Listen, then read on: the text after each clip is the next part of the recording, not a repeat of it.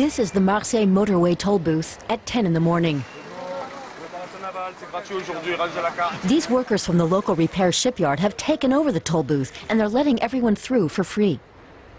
These workers lost their jobs today, along with 100 others. The last shipyard in Marseille has closed down.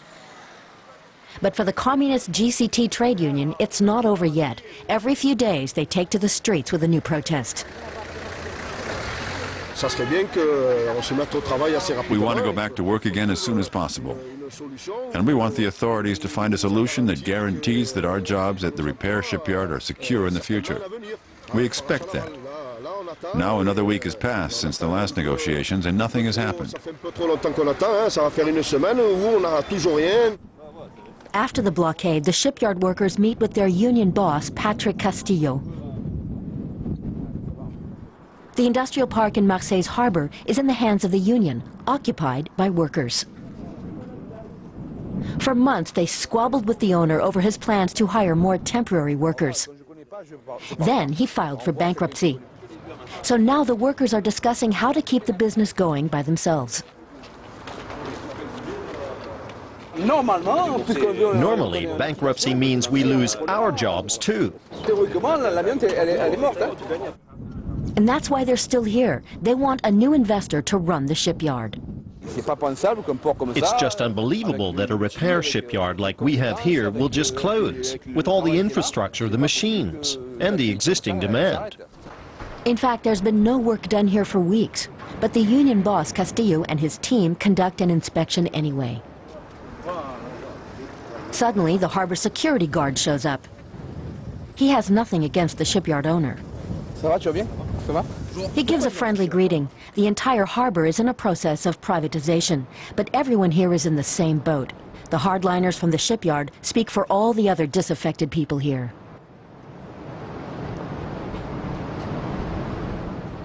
They say there is enough work to be done in the dry dock. After all, the ships that come to Marseille still need regular maintenance. Now they're even discussing repairing the merchant ships in a military harbor. That's just not normal. That the state can't find an investor for us but wants to have existing civilian ships repaired in a military harbor. The leftist unionists expect the state to intervene so they can keep their jobs. But wealthy people with their own boats here in the old Marseille harbor aren't enthusiastic about that idea. This poses a dilemma for the city's conservative politicians. Well-to-do Marseille is angry about the measures the dock workers are taking. It was this leftist union stance against management that led the company to choose Spain's dock workers instead, and leave our city and our harbor rather than work under these difficult conditions. Left and right were irreconcilable.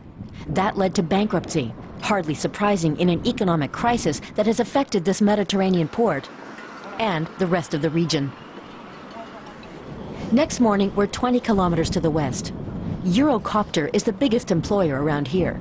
The helicopter manufacturer is a division of the pan-European EADS concern, which also builds the Airbus.